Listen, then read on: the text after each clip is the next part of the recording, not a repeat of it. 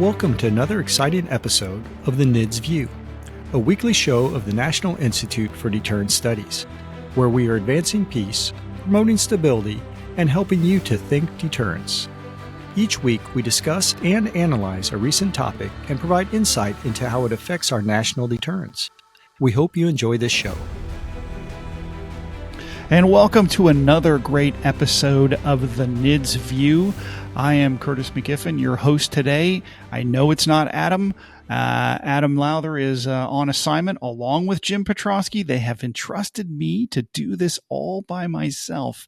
So my big boy pants are on, and I have a great guest to join us today. And that is Jim Klingmeyer. Jim's not only my personal friend and colleague of some 25 years, but he's also the director and founder of the Lafayette Group, a nonprofit 501c3 that specializes in, of all things, hostage recovery and humanitarian efforts, regardless of location. But we'll talk more about that in a moment. Jim's a retired Air Force colonel, and his distinguished career as an intelligence officer in a variety of operational intelligence and information operations assignments. He served as a chief of both the airborne and the tactical intelligence collections divisions at U.S. CENTCOM from 2002 to 2004. Please note those dates. That's about the time when we launched Operation Iraqi Freedom. He later served as the U.S. Air Attaché in Japan. Jim's Air Force service culminated as the Chief of International Engagement at the Headquarters Air Force in the Pentagon. He's got extensive experience and insight in Asia, ranging from the hotspots of the Middle East to the shores of the Pacific, which makes him a trusted expert in his field, and it's why he's on the show today. Jim, welcome to the NIDS View. Thank you. Thank you, Curtis. Thanks for having me. It's great to have you here. But, before we get started with the show today, I wanted to take a minute or two for you to explain to our listeners what your organization of Lafayette Group does for America, and why is the company motto "Stamus Contra Malum," which is Latin for "We stand against evil." Sounds really cool. Yeah, that was my big thought piece for putting it on the web. First of all, thanks again for having me. The Lafayette Group, I came to work in the hostage recovery realm when I was working for Governor Bill Richardson and his group going in and out of Syria, starting way back in 2018. And we were the only ones, and still remain the only ones, who were going in country. And it became apparent after a few trips in that this was not going to be a identification, proof of life, rescue type thing. And to be clear, we don't do the rescue piece. We do the recovery. So I made a promise to the families of Kayla Mueller, Steve Sotloff, Peter Kasich, all of them, that, I would stick with it. And so I continue to go even today, and I'm going out again in a few weeks to do the recovery piece, because I think the families deserve to have their loved ones return. Unfortunately, it's a place where there's not a lot of good. There is a lot of evil. Yeah. And when we're in there, we are traveling fast and loose and trying to make things happen. Well, that's it's fantastic. We always wonder, who are the people who go into these dangerous places and bring Americans home, so that to rest, more or less. And I think it's fantastic that you're one of those who are engaged in that, and doing so with empathy and experience, and it's clear that you've won the trust of these families. And I'm sure it's a very dangerous activity, and one that requires a lot of advanced planning, logistics, and so forth. So God bless you for doing that work. You want to tell our folks what your website is if they want to learn more about you or perhaps donate to you? Absolutely. It's LafayetteGRP.org. Again, LafayetteGRP.org. It's a nonprofit 501c3. Been doing it since 2018, and hope to keep doing it well into the future. Unfortunately, I don't think it's it's ever going to end. I mean, we're working in Syria and Iraq and North Africa now, but we're being asked to go to other places across the globe. So sure. Okay, well, thank you for that. It's I'm glad to have you here. You've got this distinguished experience, and so what I thought we'd do today, we're at the end of October. The last time I hosted one of these sort of by myself, we kind of did a review of some of the news, some of the things that interest me, and so we've selected a couple of topics here for the month of October. And I thought it would be really cool for our listeners to hear what a seasoned intelligence thinker might be thinking about some of these things, given your experience all over the world. Sure. So first, we're gonna talk about the North Koreans have invaded Eastern Europe, and no, I'm not talking about some heavy metal band. We are talking about, real bona fide troops that have shown up. What I find interesting about this, Jim, is just a few days ago, I think somewhere around maybe the 25th of October, the Pentagon released an official notification that they believed there were 3,000 North Korean troops that had shown up into Russia to engage in this Ukrainian conflict. Yeah. And just 2 or 3 days later, they come out and go, no, we're just kidding. It's 10,000. Yeah. And that just came out here on the 28th of October, as reported by AP. And clearly, NATO is engaged on this. The new Secretary General, Mark Rutte, is made several statements about this. And a lot of folks are just sort of perplexed on the macro scale as to whether or not 10,000 North Korean troops are going to make a difference in this conflict. But before I ask anything, or we sort of go into this specifically, maybe you could share with us, Jim, maybe your thoughts on this North Korean inclusion into this conflict, and maybe just in general your thoughts on the Ukraine conflict here. I was a bit surprised when it was out in the press. I mean, I think we would be naive, both in the intel community and open source community, to think that the North Koreans and the Chinese, maybe even the Iranians, don't have boots on the ground. This is a perfect opportunity for them to learn, the tactics, techniques, procedures of not just Ukraine, but also the weapon systems that we have sold them. So I think they're learning that. I think they've probably been there for a while. I doubt that North Korea would send 10,000 in overnight. There was probably a learning process, probably some coordination going on. But if I understood correctly, I think I read today that the Russians aren't real enamored with the individuals that have shown up. And I think in the open press they said the North Korean soldiers were akin to working great in the mountainous regions of North Korea and South Korea, if that ever happened, but not so much in the trenches of Russia and Ukraine. So I think that they're quite simply going to be fodder. I think they're going to be thrown forward with a weapon, 10 rounds, and told to go and take a Ukrainian position, which I think the Ukrainians have gotten really smart, and they've gotten really hardened. And I think that that they have the technology, or at least the advantage technically right now. So we shall see. Interesting point. You were referring about the sort of the disagreement. There was some, I guess the Ukrainian intelligence services released. It was reported on CNN some audio that they captured of Russian troops sort of going, "Who are these people? Why are they here?" Using some foul language and whatnot, referring even to the Koreans as Chinese, and this idea that they were going to have a number of officers, including interpreters, per 30 people, and these sorts of things. So it sounds to me like there's going to be sort of a big cultural issue here. Maybe the Russians and the North Koreans are going to need to have some, going to need to go to some DEI courses or something to sort of make sure they can all get along. And what I think is going to end up happening here is North Korea offered something that Russia needs very badly, and that's manpower. Yeah. But I think that there's certainly going to be a quid pro quo.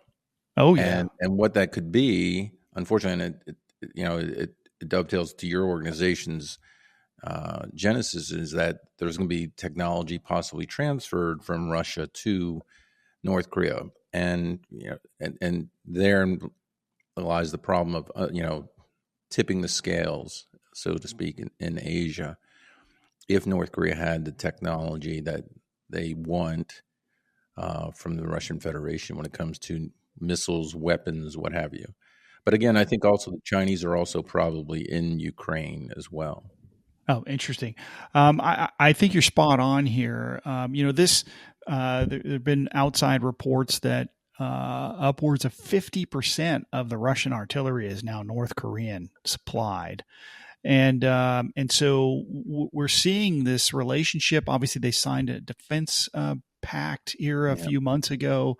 And you're spot on. This is what worries me the most about this. I'm not worried about 10,000 North Korean troops in Ukraine. I think the Ukrainians are going to handle that just fine. Mm-hmm. What I'm worried about is the payback that Putin owes KJU, and that's going to come in the form of nuclear technology, weapons grade, supplies. And in the end, my prediction here, I'm going to say it right here on this show, is in 5 years, we're going to see a marked increase in North Korean ballistic missile, including ICBMs and SLBM capability. They're going to be more accurate, more reliable, more modern, so to speak. And this is exactly what KJU wants. So I think he's getting probably a really good end of this bargain. And that's the unfortunate part here. The other thing I'm going to offer here, and maybe you might want to comment on this, is this is another form of escalation, right? So we've heard there have been a lot of statements about, well, the North Koreans, they're fair game. I think there's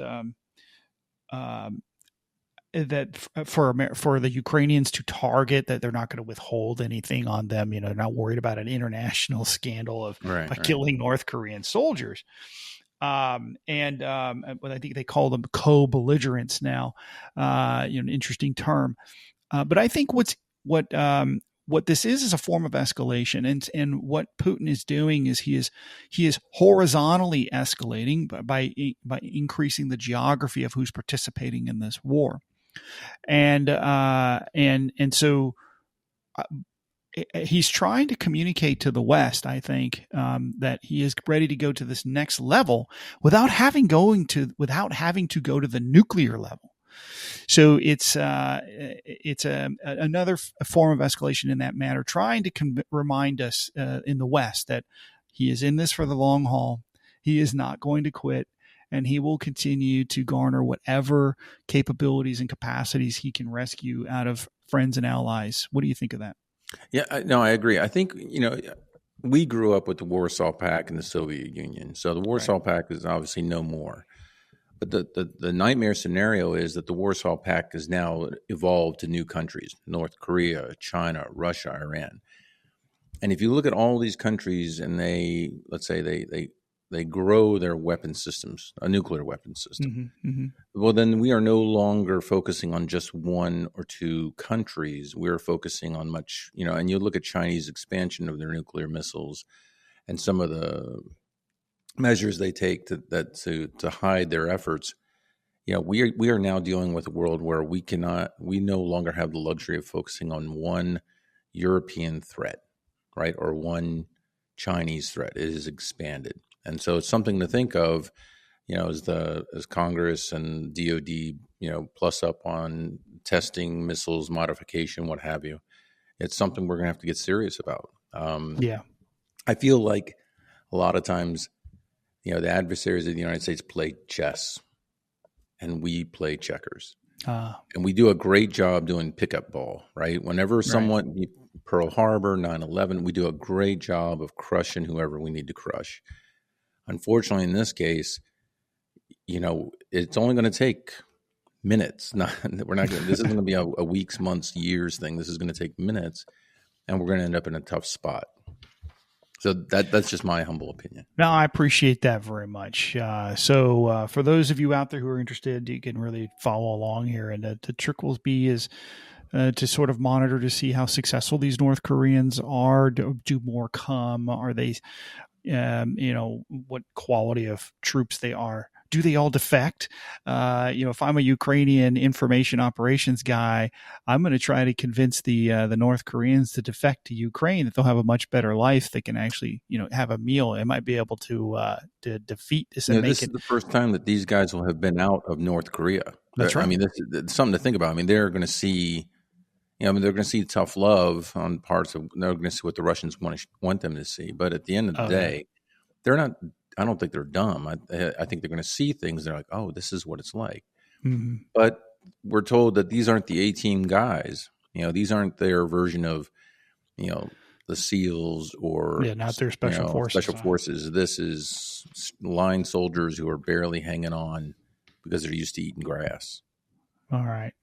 Well, we're going to move on to the next topic, Jim, sure. And here that was sort of big news here in October, and that was the Biden administration's effort to sort of to declare the intelligence agencies need to embrace AI, artificial intelligence. And now I know you've spent your whole life sort of. I had to look this up, and I kind of made up this term. Maybe you'll like it. Maybe other people will borrow it. But I know you're more interested in anthro intelligence than artificial intelligence. but apparently the administration may be just a little bit more interested in the fake stuff than in the real stuff, if you will. Sure. But there's clearly an interest in this. And I wanted to, there's a first ever national security memorandum on artificial intelligence, was just signed here on released on October 24th. And it sort of directs a couple of things here that I really wanted to just point out to the listeners. And there's sort of a long dovetail to this. And so the memo sort of lays out, if you will, that the AI is an era-defining technology, right? So I guess computers were sort of that in the 90s or in the 80s. Now today it's AI. And they want to lay out guidelines that the White House has designed to prevent the use of AI to harm civil liberties and human rights, as well as sort of be able to sort of lead the world in AI intelligence. There also seems to be an effort to sort of begin the push to sort of lay out the norms of international AI, about how all states should use this. I know there's been some other pseudo policies that have been released on this, but these are very Western driven, and they're automatically, I think, going to be rejected by the autocracies, or what I refer to as the axis of autocracies, that are clearly not interested in following the current rules-based international order. But they note specifically, that that they don't want to include this into the nuclear realm. And so there's a couple of things here in the articles that are noted out here from AP and CNN, highlighting that designing these things in order, but while trying to safeguard America's interests and human rights, I think is going to be an interesting thing to watch. It's going to be a delicate balancing act, right? As we go through this. And I guess National Security Advisor Jake Sullivan recently made a presentation at the National War College, one of near and dear to my heart, sort of to introduce this, sort of launch this idea out here. There's this idea now, Jim, that we might be entering into an AI arms race. What do you think about that? You've known me for a long time, and I've always said, I am a idealist trapped in a realist world, right? And so there's the way it should be, and there is the way it is. And I think that I think it's a bit naive for us to go into this, first of all, with an expectation that the rest of the world is going to jump on and join, us and our partners on how we are going to use and what we won't use AI for. Nation states do what's in their best interest, period. They can be great people, but they're going to do what's in their best interest. And I think that it's just going to, I think we're already there as far as an arms race with AI. You can look at, the last election, there was a lot of talk about Russian interference and AI and spoofing and et cetera. And I think that's going to get worse, not better. I think it's going to come to a point where, if any of your listeners want to make $1 million, I think if they could figure out a way to verify that what people hear and see is 100%, unequivocal truth, then they'll make $1 billion or more. So we need AI to be able to detect AI. Right? Yeah, and they don't have that. You remember when we were in the military, you always have the red team, right? The red team force who would always go against and look for vulnerabilities and gaps. But then, you look at AI. I've used it when I've been overseas, particularly in Syria, for Overwatch for me. So checking all the social media feeds, checking all the uploads of cameras, and is anyone talking about, this guy who's wandering around looking for things, just from a self-preservation perspective. Right. And they came back with some stuff at times, which caused me to make modifications on where I was at. I think that, AI is something that's, the genie's out of the bottle. There's no one's going to be able to put it back. And I think you would have to deal with reasonable partners or expectations with the individuals from China, Russia, North Korea, Iran, to sit down and have that. And I don't think that's going to happen. I don't think we're even close to having that sort of a discussion. I think it's fascinating that you'd say that, so the AI genie is out of the bottle. We use that analogy a lot in the nuclear world, so that, for nuclear weapons, the nuclear genie is out of the bottle. You can't unlearn nuclear weapons. And what's interesting is that we're, as a world, we seem to be trying to figure out better ways to do AI, but not better ways to do nuclear deterrence. We seem to poo-poo that. And yet there is some interest in sort of, how do we connect these things together? Should we connect these things together? And Adam and I wrote some pieces over the years on, America needs a dead hand, and America needs a dead hand more than ever, where we've discussed the use of AI in the nuclear command and control architecture, and so forth. I would argue that some of the thinking is coming around to our side, perhaps. But I want to point out, in this framework that was put out along with this NSM on AI, it was Pillar 1, which is the AI prohibited use of AI, right? So of all the things they say you can do, here's a list of the things in America that we're not going to do with AI, right? And so they go through this list, and it's, a lot of it is very, to your point, you're an idealist trapped in a realist body. I'm a realist trapped in a realist body in a realist world. I understand that. I see it a little bit differently than you do, but, they sort of lay out these rules where they say, we're going to make sure AI doesn't unlawfully suppress the burden, or burden the right to free speech, these sorts of things. And here's a challenge, when you're trying to, when we talk about fake news or disinformation and these sorts of things, disinformation is kind of in the eye of the beholder. If propaganda is, one man's propaganda is another man's disinformation, sort of thing, that I think we're kind of jousting at windmills when it comes to that, because so much of it is in the perception of the sender and the listener. But what I wanted to point out are the last two items on the Pillar 1 list, because I think they're most appropriate to what we're discussing today. And that is, the first one is that I want to prohibit AI use cases that produce and disseminate reports or intelligence analysis based solely on AI outputs without sufficient warnings that enable the reader of the reports or analysis to recognize that the report or the analysis is based solely on AI. In other words, we're not going to produce AI generated material without sort of a cautionary line at the end. It says, "Hey, warning, this is AI generated material." Right. So it's interesting. I understand the fear of automated bias and these sorts of things. I get it. I just think it's kind of fun that we're committing to doing this, but we still have to be, we're going to make sure that we don't do anything without sort of, a safety line on there. And then the last one is, we will not remove a human in the loop for actions critical to informing and executing decisions by the president to initiate or terminate nuclear weapons employment. And so why does this matter? I mean, this would make sense, or seems to make sense, to many, many Americans. We just talked on a podcast last week about sole authority, and we went through sort of a review of some of the congressional bills that are out there to try to change some of those things. And we sort of discussed why that is.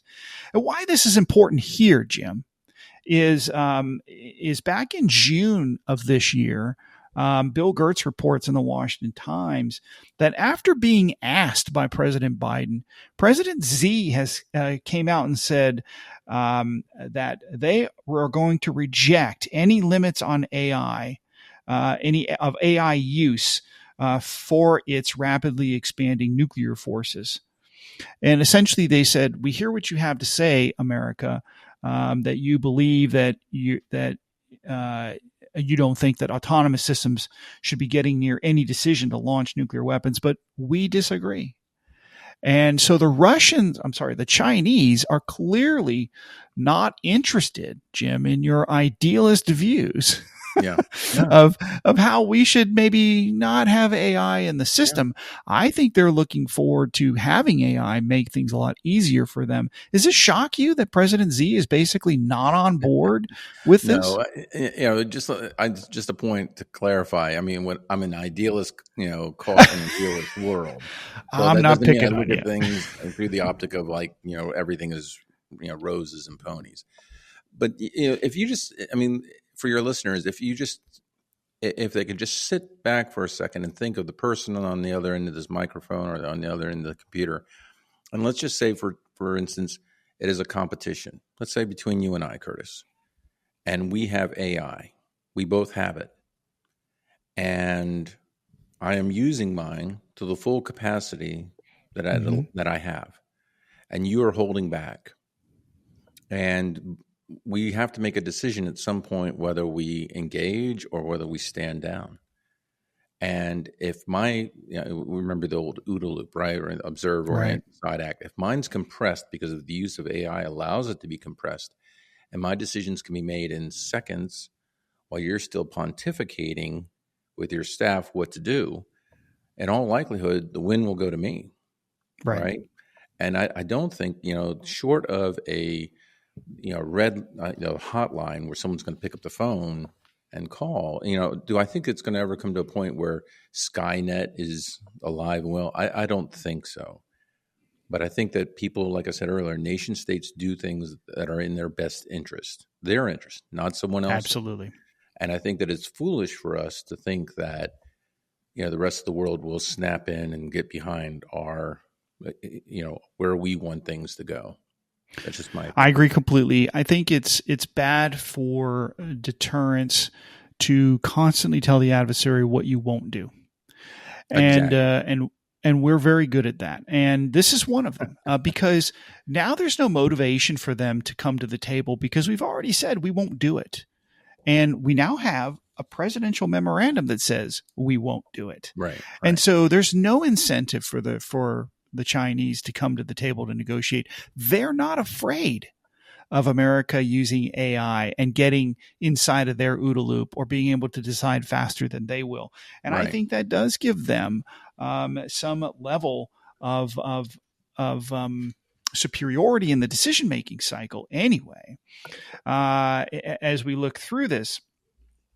And I think this is continuing to be a challenge because this goes to sort of the administration's desire to continue to to hope that they can lead by example and create a more safer world. But the world's not following in some of these decisions. And I think that is something of note. But let me add one more thing, and this ought not to surprise you, Jim. You're an old Air Force veteran like me.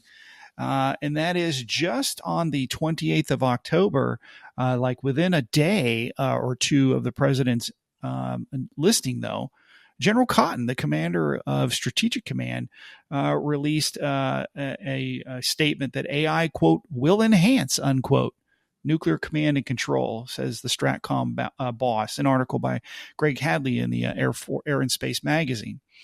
And that said that Stratcom is exploring all possible technologies, techniques, and methods to assist with the modernization of our NC3 capabilities, and that AI, quote, AI will enhance our decision-making capabilities, unquote.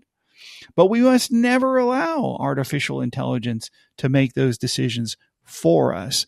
I think that sort of falls in line, that statement, I didn't quote it, unquote, but there it is, with the president's goals. But clearly, General Cotton sees value in having some version of the AI to be in there. It says here in the article that Cotton said AI, quote, can give leaders more decision space to ensure the entire nuclear enterprise stays secure. And so I think they're finding that tight rope that needs to be walked. Mm-hmm. And whatnot. Does it surprise you, Jim, that right after the president's list comes out, I'm sure there's nothing nefarious to this. General Cotton is a good airman, and he is doing his thing, and I fully support his statements here. I just think it's kind of weird that it's sort of right there sort of right on the cusp of the new presidential guidance. What are your thoughts? Yeah, I wouldn't be surprised if you got into the budget process and you started looking at the 5-year plan. If, big AI behemoths, pick a company out there in the Beltway, in DC or wherever. And I'm sure they're already lining up to be that supplier of AI to DoD, specifically to Stratcom. Right. Part of me says hallelujah that we need to have that, but part of me also scratches my head, and I'm sure the general and a lot of other folks are a lot smarter than me, but I scratch my head and think, well, what if it isn't everything it's right supposed to be? And therein lies the crux, right? We want it, we need it, but do we really want it? Do we really need it?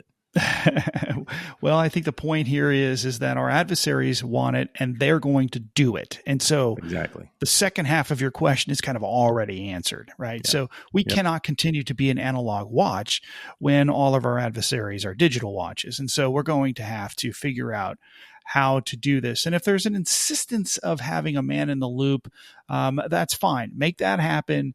But we should not throw the AI baby out with the AI bathwater. We need to make sure that we are incorporating into the nuclear enterprise where AI can really help the problem and not eschew it just because it's conflated with everything else nuclear. I think a perfect example would be the Iron Dome system in Israel. Yeah. They put that on automatic mode. There is no man hitting a button. Well, right? there you go. They turn it to automatic and then off it goes. But, right. And it could, no one seems to be too concerned that they might, be shooting down, something accidentally. The last thing I want to bring up here in the remaining couple of minutes that we have left, Jim, is that the DIA, the Defense Intelligence Agency, just released this month here on October 23rd, the report, if you will, Nuclear Challenges Intelligence Overview. This is the title here. It's a kind of an odd title to me, but basically it's sort of an updated an unclassified overview of the nuclear programs of Russia, China, North Korea, and Iran. And there's there's a few things that are sort of controversial in here. A lot of it is sort of regurgitation of stuff we've already seen in recent reports that have come out late last year and earlier this year. And so that ought not to surprise anybody. But there are a couple of things that I sort of want to put out here in front of our listeners and maybe give you a moment to comment on here before we roll on. And that is a couple of things here. So they note that Beijing has expanded its ICBM, its solid propellant ICBM silos, quote, by about 300. So we get these little intel games, right? So we're not going to tell you exactly how many. We're going to say about 300. And that they are both capable of fielding, that they are capable of fielding both the DF-31 and the DF-41 class ICBMs, which have been reported both in these reports and outside by other outside agencies, that they are MIRVing systems with multiple warheads. So I think that is a new piece of interesting information for the American people, is that they're now saying the two most modern ICBMs that have been developed in China are going to go in these new systems. In these new silos. Sure. The other thing they've noted is that there was an increase from the estimated deployed nuclear warheads from 200 in 2018 to 500 in 2030. Now, the 500 or about 500, or in some cases 500 or more, is what was reported in the China report to Congress earlier this year. That's not new, but I just want to reiterate, it's a 150% increase in deployed nuclear warheads in 6 years. And then the report says they'll be at 1,000. 1,000, yeah. By 2030. So in another 6 years, they'll double again. Yep. Right. So can we, and then they're saying, okay, so let's follow the trend, Jim. So then all the other intel reports that are unclassed, publicly shared with the American people says, but they're going to stop at 1,500 in 2035. Well, why aren't they going to be at 2,000? If they doubled in 6 years, they doubled again in 6 years. Why won't they double again in 6 years and get by 2036? Have 2,000 warheads? It just seems to me, why not? I think we should expect that. I think every time that they have said they are going to do X, instead they have done Y. Not every time, but most of the time. Right. And when you look at not just the numbers going from 500 to 1,000, but also on their tells, DF, 26? The commingling Buster of the warheads, right? So you can throw a nuclear weapon on there, or you can throw a conventional weapon on there. Right. And that makes it tough. That makes it tough to figure out which ones you want to hit, which ones we need to hit if that day ever comes. I think that, again, we need to do a better job, and we need to have hard conversations about where we want our country to be with respect to China, Russia, North Korea, and Iran. Right. When it comes to nuclear power. I just don't think we're going down the right path. Strength is deterrence, yes, but I feel like at times we are not as strong as we should be. I hear exactly. I don't disagree with anything you're saying, Jim. I would say though, and you probably as a former intel guy know this better than I do when I say, I think they know what these real numbers are. What bothers me is that they're not telling the American people what these real numbers are. And they may be hiding behind sources and method excuses and things like that. But, it's not really hard to know, if you're looking at a satellite picture or whatever. Sure. I don't understand why we want to keep this a secret from the American people, unless it's a political decision, which is, an interesting problem. If your party is more interested in nuclear disarmament rather than nuclear armament, and want to avoid arms races and these sorts of things. And so when we think about what's being reported to us, I would ask, our listeners, go and read this DIA report. It's well produced, by the way. It's a good report. Yeah. It's well produced. I mean, It's like a magazine you'd get at the grocery store, with lots of glossy photos and things like that, and cool charts. But what bothers me is what it's not telling us.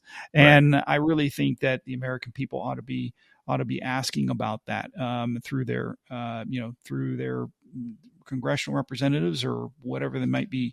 But one of the things I'll note here is a final report as we close things out, because we are running over, is that Beijing, quote, I'm quoting this report, Beijing will probably will seek to increasingly integrate nuclear deterrence during conventional crises as part of a unified multi-domain crisis management framework. Oh, that's very Pentagonese for, hey, they might threaten to use nukes when they're in a conventional conflict. Think about what that might be, as we all talk about that, with regard to Taiwan. The PLA continues, I'm quoting again, the PLA continues to discuss conventional and nuclear signaling, war control, counterspace, and cyberspace operations as a mean for crisis management. And that, so I'm arguing here in combination, there's another statement that says, so let me fall to that real quick, that Chinese military writings, I'm quoting again, have noted that the introduction of new, precise, small-yield nuclear weapons could allow for the controlled use of theater-range nuclear weapons for warning and deterrence.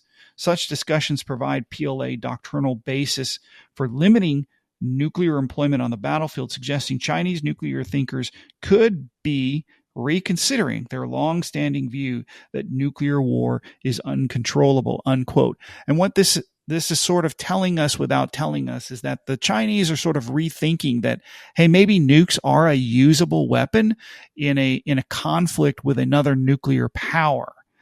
And I would argue that this flies in the face of another assessment in the same report that says, quote, China's public declaratory no first use policy is consistent with this approach to using their nuclear force, i.e. through their buildup. I just don't see how they can have it both ways. They can. They can. I think, they can.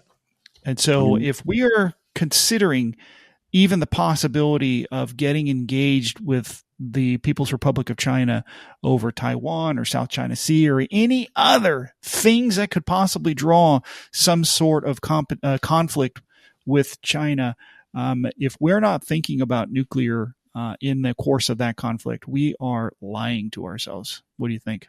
I agree. I mean, years ago, when I would engage with the Chinese, years ago, they would tell me, Jim, you are the true superpower. The U.S. is the one and only superpower. And then flash forward a few years later, we're at an event, and they're looking at some U.S. Navy ships, and they're like, we can take this amongst themselves. And you just kind of look at them and they say, well, Jim, you live life in 4-year cycles. We live life in 400-year cycles. We will be strong. We will be powerful. There's very little you can do about it because your country isn't hardwired to be able to engage on hard things. And of course, I disagreed. But it's clear to me that the Chinese are setting things up to where we're going to get boxed in at some point.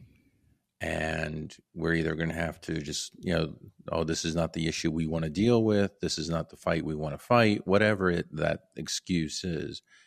And we're going to end up having a tough time, right? And I think it's unfortunate. Again, we just need tough discussions. And I don't know if those are occurring, honestly. I hear you. Well, Jim, I want to thank you. That is fantastic. And I'm sure that the story you just relayed is probably 15, 20 years old, which means they've been thinking about this for a long time. Right. And we're now just seeing it. They're just so patient. And then all of a sudden they surge and build 300 missile silos in a span of 2 years. So this is the challenge that we have. We can't stick our heads in the sand and ignore this. It's good that reports like this are coming out. I just wish they would be more clear with the American people about what the American people are going to have to pay for and what they should be fielding and understanding what is coming down the path. We're $36 trillion in debt. We're going to need to know that. And so these things matter. Well, this is going to do it. We kind of went over. I apologize, but hopefully our listeners who are commuting in and around the Beltway and maybe there's a little bit of traffic, so they're grateful that we went a little long. But I'm not grateful that I would be in that traffic, and I think it's one of the best things for me, who lives in the great state of Tennessee, that I don't have that traffic anymore. But nonetheless, here we are. I want to thank you, Jim, for coming on and sharing your insight with us, and good luck with the Lafayette Group and your hostage rescue or hostage recovery mission, I should say, and wish you the best of luck and all the safety and blessings in the world as you go in and do that great business. I want to remind our listeners to check us out here at the National Institute for Deterrence Studies. Check us out on our website at thinkdeterrence.com. You can follow us on LinkedIn at Think Deterrence. You can find us on Twitter X at Think Deterrence. And take a part of that. You can listen to our podcast. We've got the Nuclear Review, which you just heard, comes out every Wednesday. Nuclear Knowledge every Monday, a little education. We have Deterrence Down Under, where our Australian colleagues talk about deterrence in the Pacific. And, of course, Real Space Strategy with Chris Stone talking about what deterrence and things might be going on in space. They come out periodically on the Nuclear Knowledge as well. We do hope that you'll check us out. And as always, we wish you a great end of October. And as we always, we want to remind you to think deterrence. Thank you for listening to the NIDS View. This show is produced under the NIDS Podcasting Network, a division of the National Institute for Deterrence Studies. NIDS is a 501c3 organization dependent upon donations to provide this podcast and bring about awareness of the peacekeeping value of U.S. strength and our national deterrence. You can catch all of our podcasts or provide feedback at thinkdeterrence.com.